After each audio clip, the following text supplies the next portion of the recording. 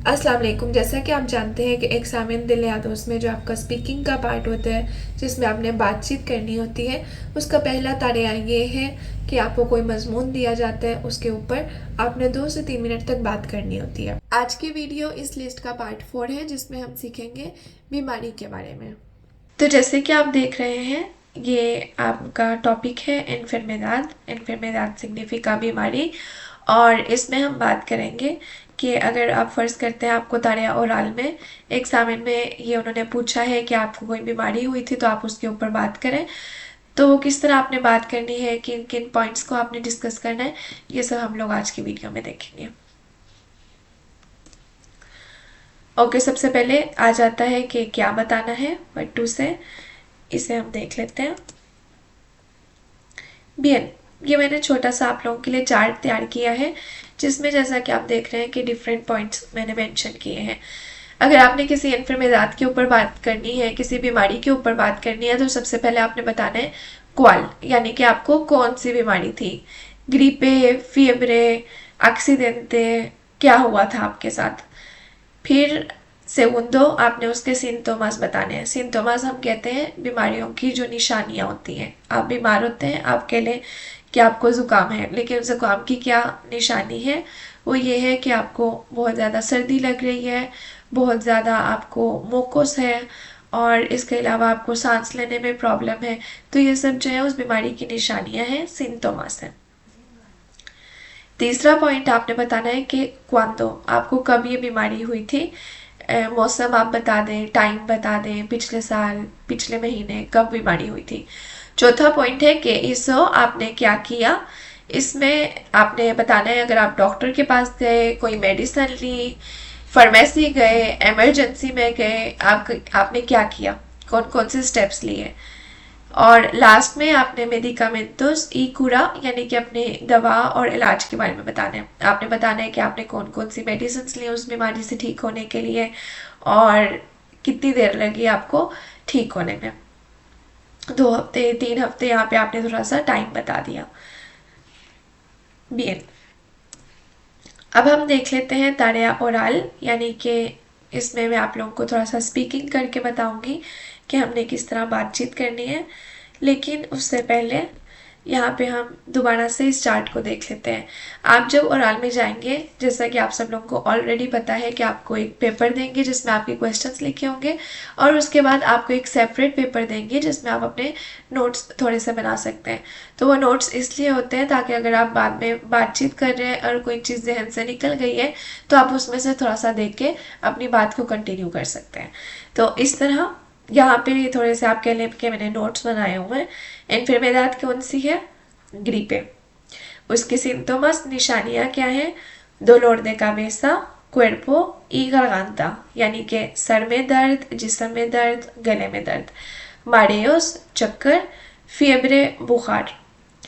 तीसरा, कब आपको बीमारी हुई थी, यहाँ पे मैंने नोट्स में लिखा है कि इनवियर्नो, यानी कि सर्दियों के मौसम में। केसो, मैंने क्या किया, फुई आ एमरजेंसियास, मैं इमरजेंसी में गई। और लास्ट में मेडिकामेंटोस, आपने कितनी ली, कौन सी ली, पैरासीटामोल ली, इन्फुसियोनेस ली। इन्फुसियोनेस हम कहते हैं कहवा, कहवा पीना। और फिर डिस्कांसो, बहुत ज़्यादा रेस्ट की। कितनी देर लगी मुझे ठीक होने में, 3 semanas। भले, तो इस तरह आपने नोट बना लिया और इन्हीं नोट्स की मदद से फिर आप आगे अपना ओरल तैयार करेंगे। bien, तो चले यहाँ पर मैं आप लोगों को एक मरतबा बोल कर दिखा देती हूँ, और ताकि आप लोगों को अंडरस्टैंड आप अच्छी तरह कर लें, समझ लें कि आपने क्या कौन से पॉइंट्स डिस्कस करने हैं, किस तरह करने हैं, वर्ड्स के क्या स्ट्रक्चर होगा, और फिर हम जो है आप आसानी से इसके बाद घर में अपनी प्रैक्टिस कर सकते हैं। तो चलें, बिस्मिल्लाहिर्रहमानिर्रहीम। Voy a hablar sobre una enfermedad que tuve en invierno pasado, más o menos en diciembre. Tenía muchísimo gripe y dolor de cabeza. Sentía dolor en el cuerpo, no podía andar muy bien, me dolían las piernas, los brazos y también tenía muchísimo dolor de garganta. cuando intentaba comer algo o beber algo, no podía tragar nada. Sentía muchos mareos todo el día y también por la noche tenía fiebre de casi 39 grados. Al principio no quería ir al médico porque no me gusta, porque tardan mucho las citas, hay que esperar mucho y es un poco molesto para mí. Pero por la noche, cuando me encontraba muy mal, decidí ir a las emergencias porque el hospital de atención primaria estaba cerrado por la noche. Cuando fui a emergencias tardaron casi 1 hora y media para atenderme porque habían muchos pacientes con una enfermedad similar. Después, cuando me atendió el médico, me dijo que tenía gripe y me recomendó tomar pastillas de paracetamol 3 veces por el día. Una vez al desayuno, segunda vez en la comida y tercera vez en la cena. También me recomendó tomar infusiones y beber mucha agua líquida. Y como no podía comer nada sólido, me recomendó beber mucha sopa y puré de patatas. También me dio baja de trabajo durante 2 semanas para que yo descanse en casa y no trabaje. Después de 3 semanas me encontraba mucho mejor, no me dolía la garganta, pero seguía teniendo un poco de mocos.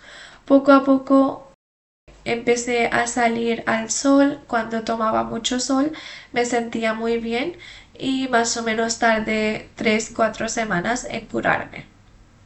भले तो ये हम लोगों का हो गया है oral. आपने भी इसी तरह नोट्स बना लें और उसकी मदद से खुद आप कोशिश करें सेंटेंस बनाने की, बोलने की, कि आप किस तरह जो है अपनी बीमारी के बारे में किसी को बताएंगे।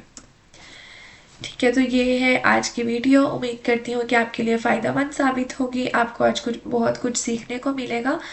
मिलते हैं अगली वीडियो में। अल्लाह हाफिज़।